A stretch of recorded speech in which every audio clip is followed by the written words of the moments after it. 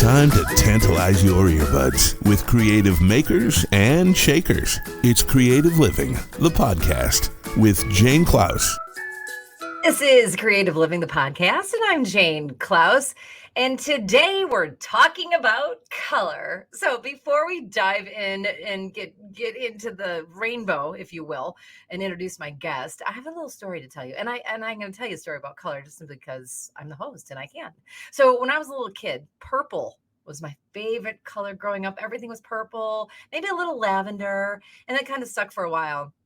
In my mid-20s, and I started working, I saw lots of women coming out of the office and everyone's wearing black heels, black skirts, black tights. So I said, wow, that's so cool. I'm going to do that. Plus it's easy to get dressed in the morning.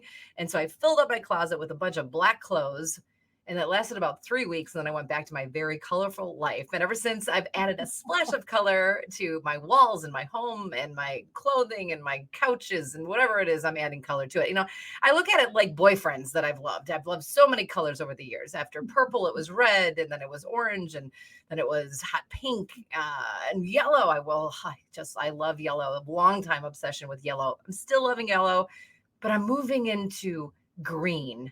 I'm liking green. Now, I especially like to wear yellow though, or color on a rainy day, because it makes people happy. And then in my creative space where I do a lot of filming, there's lots of color. It's like a rainbow, like a unicorn blew up in my room. I can't get enough color in my life. And I think that you need some color too, or at least some color education. So I'm excited to talk to the international color guru, Lee Eiseman, to get to the bottom of all of our color questions, if we have any.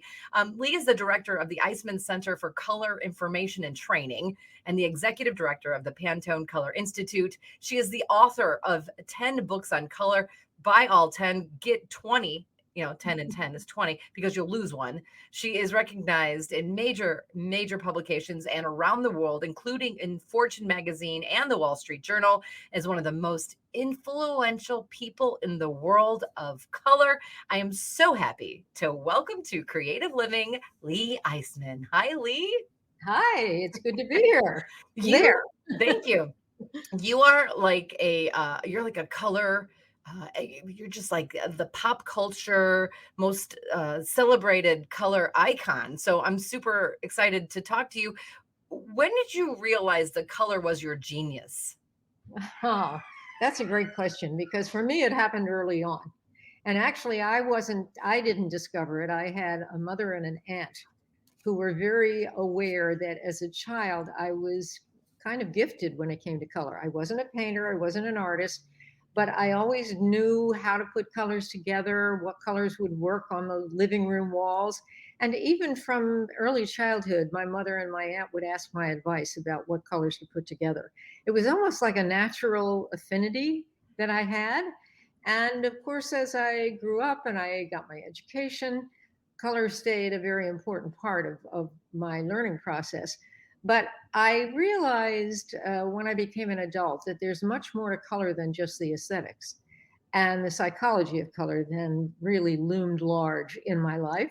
And I took a wonderful program at UCLA where my mentor and the main teacher, allowed me to do a practicum of my own choosing. And I chose the subject of color.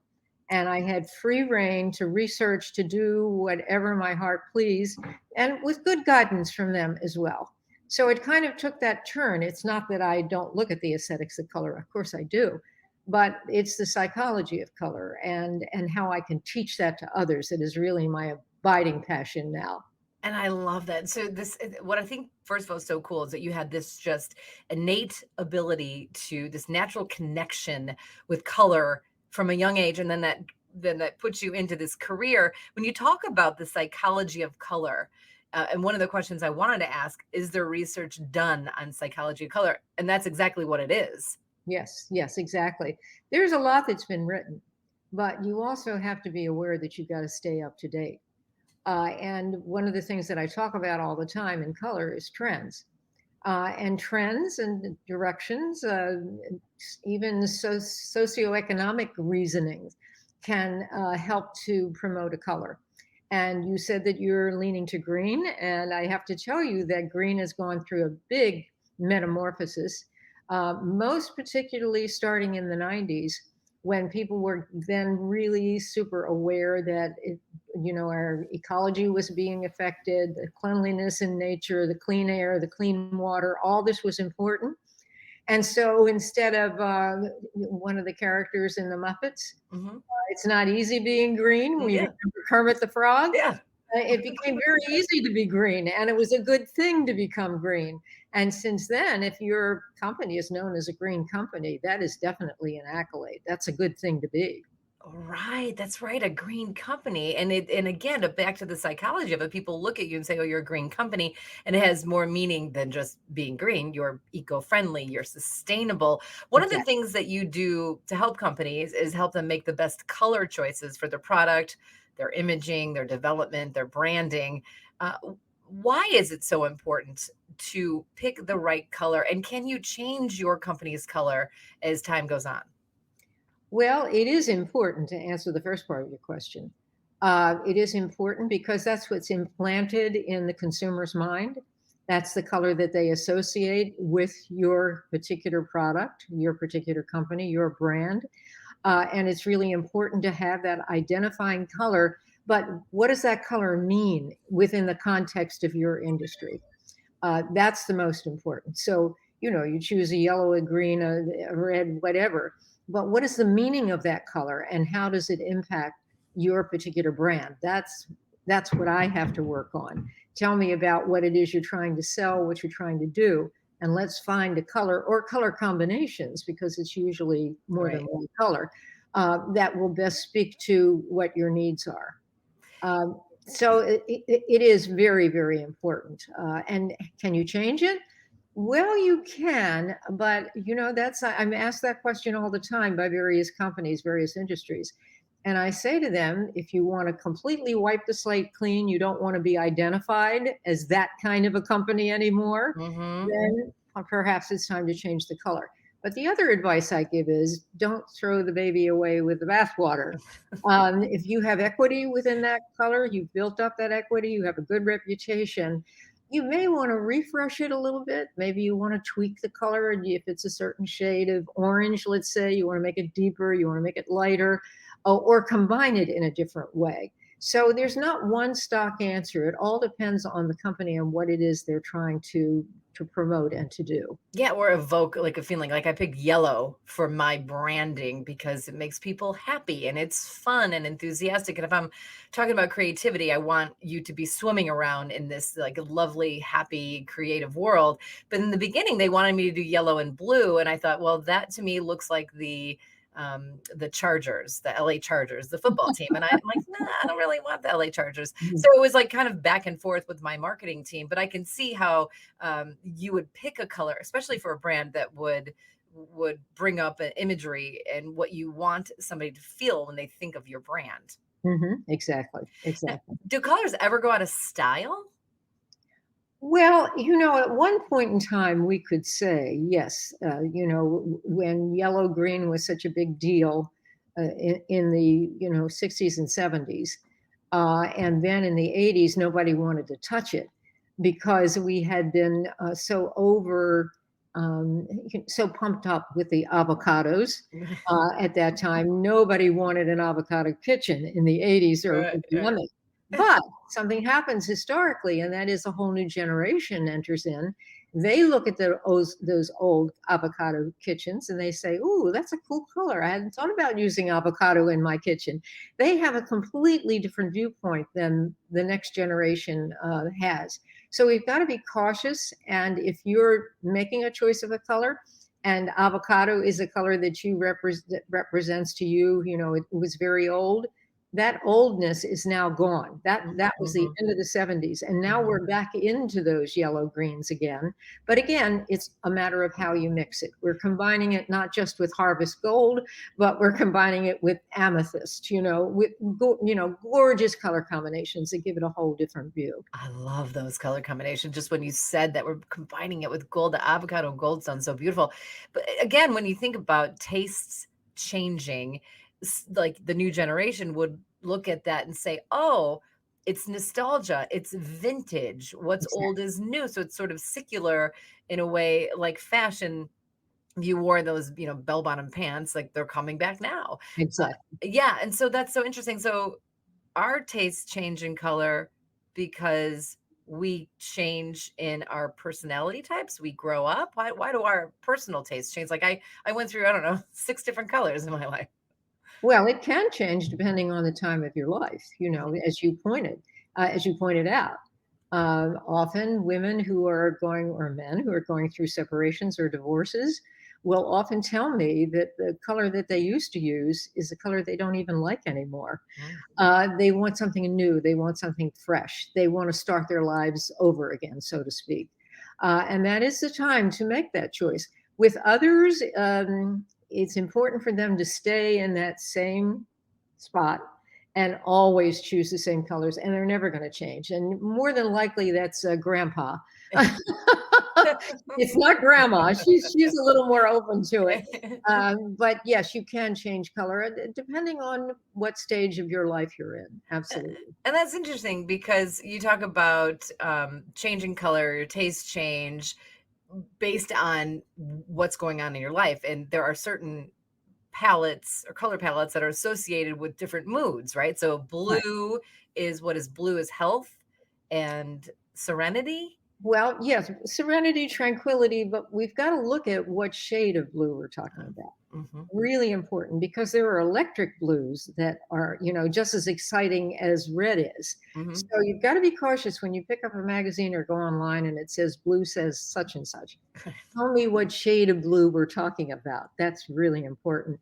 We had Very Perry as Pantone's Color of the Year Mm-hmm. last year. Mm-hmm. And I mean, so many people loved that color because it had an energy in it. It had an undertone, that reddish undertone that made it more exciting. So you couldn't call Perry a tranquil color. It was Right. a color that you might use in the bedroom because blue is good in the bedroom, but it's got that little bit of oomph, as an undercurrent to the color.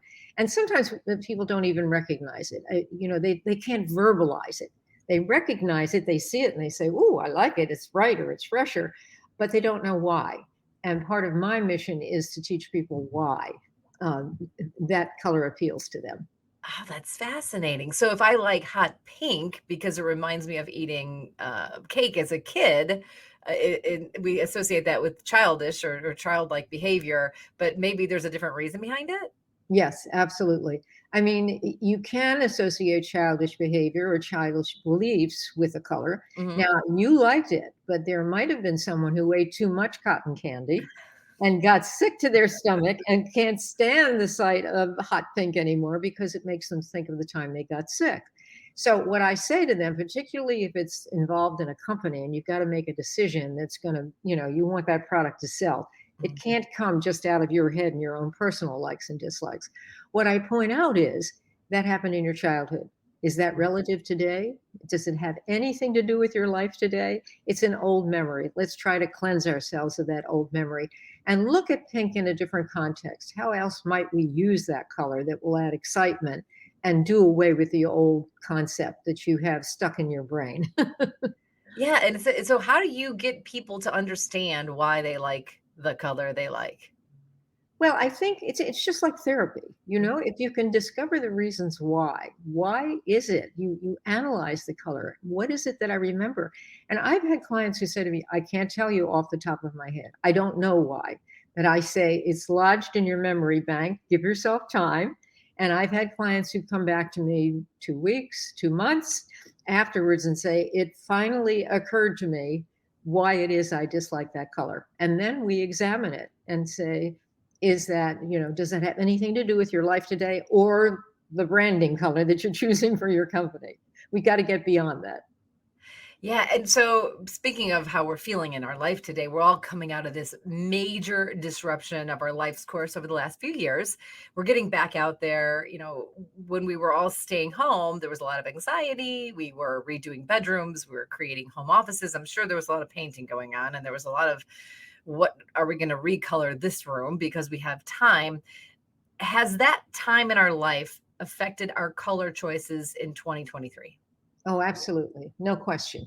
But what it has done is create this kind of dichotomy on either side, particularly the colors that we use on the walls around us.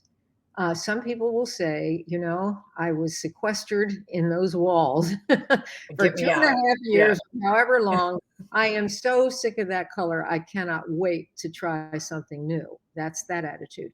Other people say, well, it's a certain shade of blue. It kept me, calm and serene in that time. It's a color I really have learned to accept and to love. So you've always got to look at the reason why. And you can't say everybody got tired of it. You've got to examine each person and what their own personal relationship was to the colors that were around them. Now, of course, being a colorist, I would hope that they're ready for something fresh and new. And I think that's a good idea because it kind of leads us out of those doldrums and it gives us an opportunity to discover a whole new world of color. And that's what I would promote. But if I had a client who said, those beige walls kept me very grounded. I'm okay with that. That's where I want to be. I certainly would not arrogantly say, no, you need a change. That's not the way I work. Yeah, and I think it's cool too because it's like I do my best work with gray walls, or for me, I do my best work with a blue wall, whatever it may be, or it gives me a sense of satisfaction that I can get this stuff done. Hey, the family's not loving this. Let's just change it all. How often do you suggest we change colors in our home, whether it be with furniture or dishware or walls or even paintings? Well, I think again that's a personal choice. Some people can live with it longer, some less time. But I think there is a time in everybody's life. We've all had this happen. You walk into the living room one day and you say, it is looking a little tired. It's getting a little shabby. I need to clean the sofas and the carpet's not in good shape. I can clean it, but I really need something more than that. I need more power than that. And that's the time your little voice, that voice within your head is going to say to you, it's tired and it's time. I love that voice. Always Mhm. listen to that voice. Now, two colors that are really on the forefront of everybody's mind lately are blue, the Ukrainian flag colors is blue and yellow. Right. Um, Throughout the years, those colors may have meant something to us. Maybe they did not, but now they certainly do. How are you looking at colors of a flag and this conflict during this time? Well, that definitely enters into it. I mean, there is a fervor of patriotism that comes forward in times of stress. I always like to use the example of 9/11 as far as colors are concerned. We went back to at that time, and we can certainly understand the reason why. The most patriotic colors, which in the U.S. are blue. And there was just a plethora of red, white, and blue that was available out there because people really, the flag meant so much to us. It was such an emotional experience.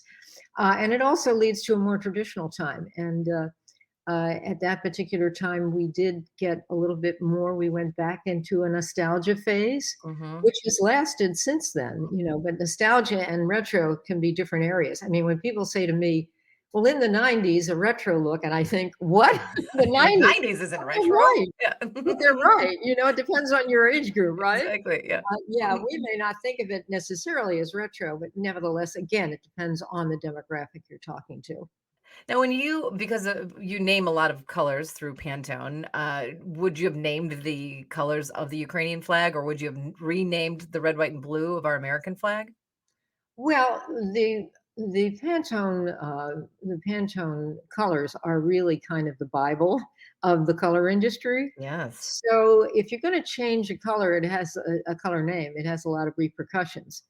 Mm. But we have changed them from time to time for reasons where if we're wanting to get at that another shade of green, not quite that shade that's available in the Pantone guide, um, maybe we feel that that is a lighter Kelly green, but we have to look at the Kelly green that's already established. Can we refer to this as a light Kelly green? Perhaps not.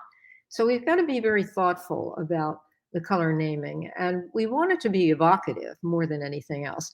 I mean, if you went in to buy some lipstick and it was shade number 123, Who cares? No romance Right. at all. Exactly. But you want to romanticize it. You want to make it evocative. You want to fantasize the color a little bit. And that's where the naming comes in. So is all the Pantone colors, the Pantone Bible of colors, which I love that description of it, every single one of the colors has a name. How many colors are there? Well, there's more than 2,000 now, but remember, that's just one system of color. Yes. Mhm. Pantone also makes the plastic system and the printing system and the fashion and home. So there are several systems. And the system that was first created really was a numerical system because that was for printers and that made sense for them.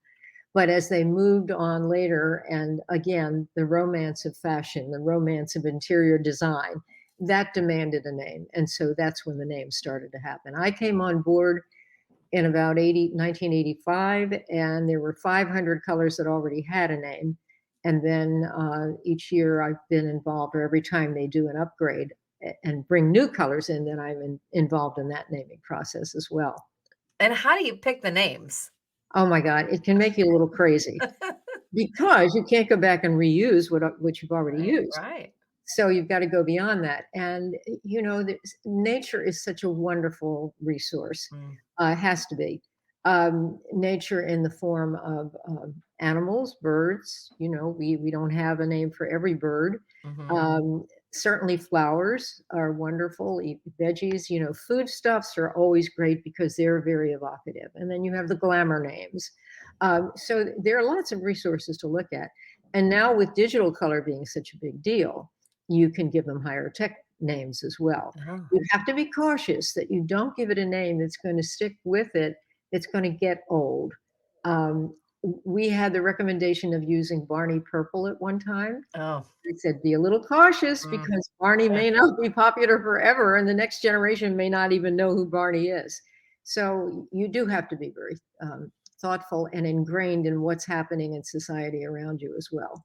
Yeah, so in trend forecasting for colors, as you're selecting names, but you're also saying, okay, what are people going to like this year? Does that play into checking out what's happening in nature and what people are putting on their plates and what's happening in the movies? Is that all part of it?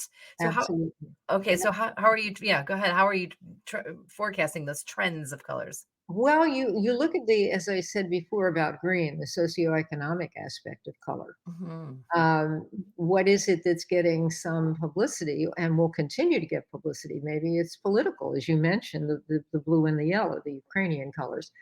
You have to look at social movements and events as the green and ecology and nature. I mean, that is a huge movement. You look at the foodstuffs that I mentioned. We're becoming much more eclectic in our choice of food and learning about and eating foods that we've never eaten before. And maybe that's a specific color. Different kinds of mushrooms, for example. It used to be plain old button mushrooms, and now you go to the market and you've got what, 15 Yeah, different kinds all of kinds of mushrooms. mushrooms. Yeah. Yeah, Mhm. and they have different names and they are different, Shades. different shades of Yeah. color. Yeah. So that comes into mind. Certainly, the world of film and entertainment is huge, particularly the animated films, because the animators are amazing. The people that work on those films are so beyond, most people's thinking about color. They're thinking about the technical aspect, how it looks on the screen.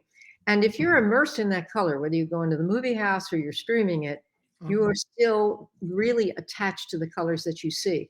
And this starts, kind of a pathway for consumers. If they're surrounded by particular colors they're seeing on the screen, ooh, that's a gorgeous shade of red. Mm. I love that shade of red. I need to have something in that shade of red. So you sort of start going down that path. Um, Traveling art museum collections, Oh, yeah. traveling artists, that used to be such an elitist kind of thing, who went to museums, only the elite.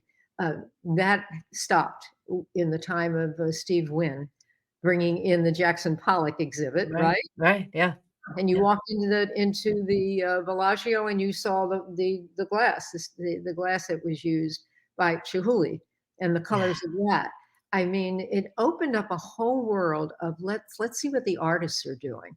And now art is more affordable. It might be a poster and not the real thing, but still people have an appreciation. And if you read that a particular artist is traveling the world, their collection is traveling the world, you know that their colors are going to be talked about. They're going to create a buzz, and people are attracted to it. So you incorporate all of this into your trend forecasting. So you're constantly researching. You have your eye out on every single thing all day. You don't have a day off.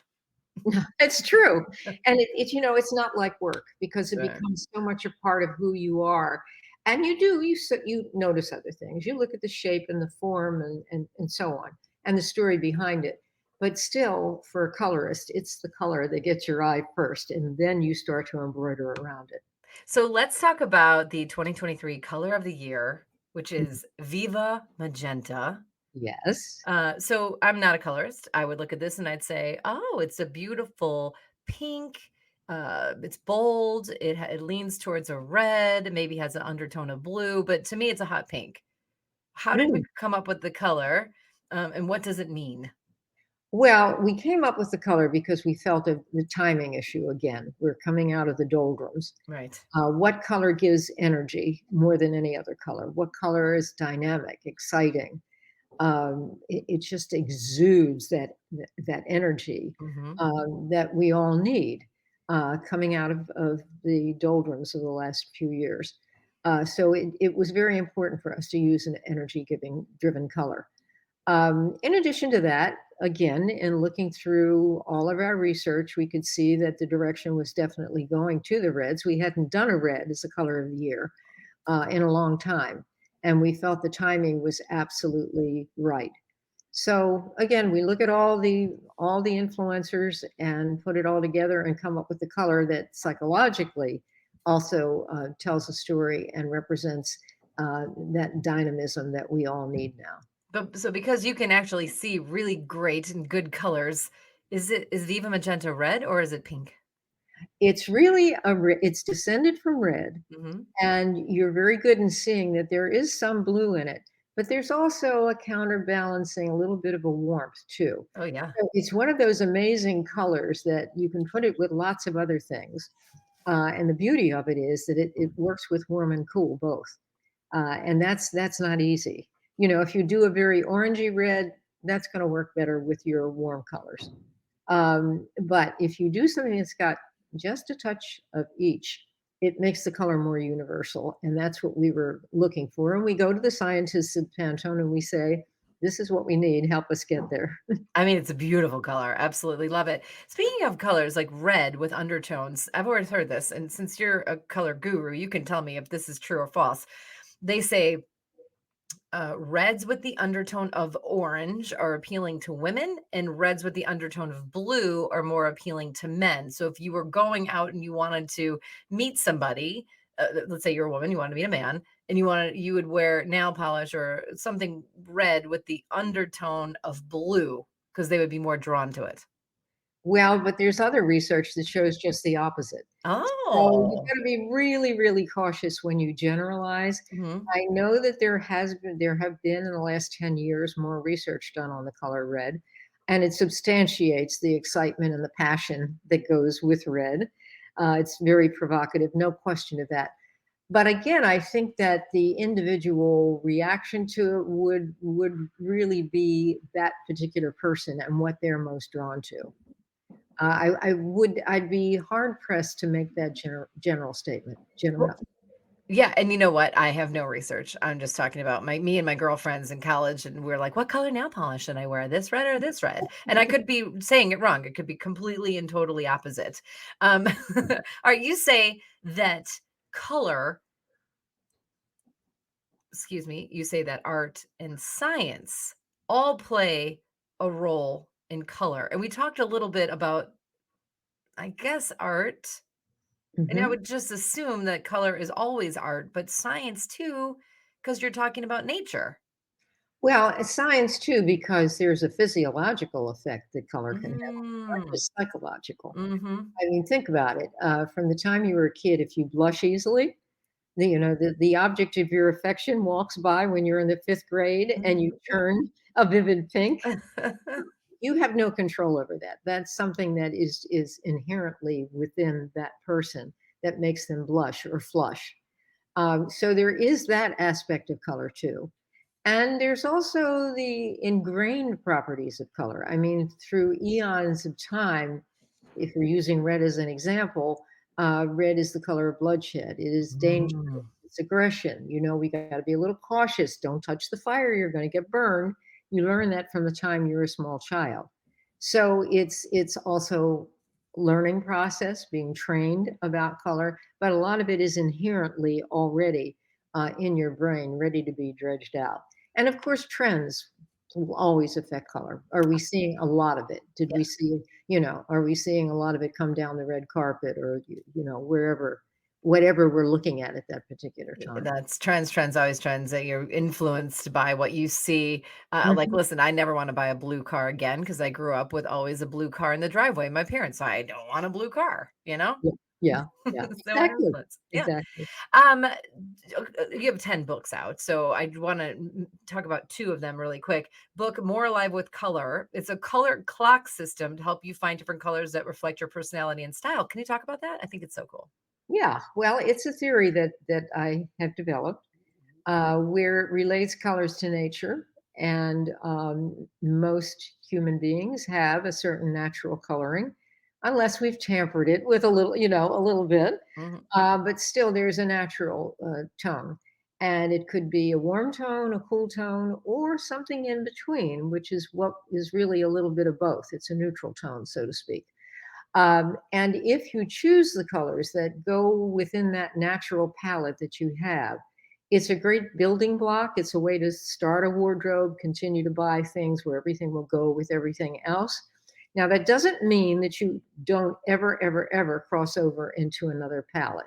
I call them sunrise, sunlight, and sunset. And a lot of my inspiration came from Monet Mhm. because he showed in his wonderful paintings that color can change the same object can change depending on the light that's shining on it at different times of day. Uh-huh. And that you can relate to our own personal coloring as well.